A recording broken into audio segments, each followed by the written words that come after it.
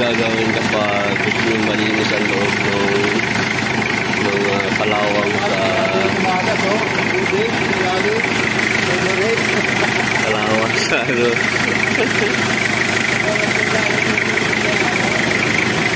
yung kalawang na yung loob ito yung loob ng makina ito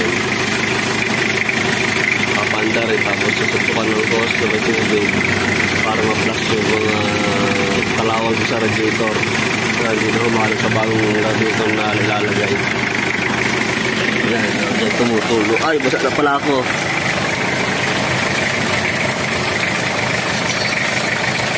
Yan.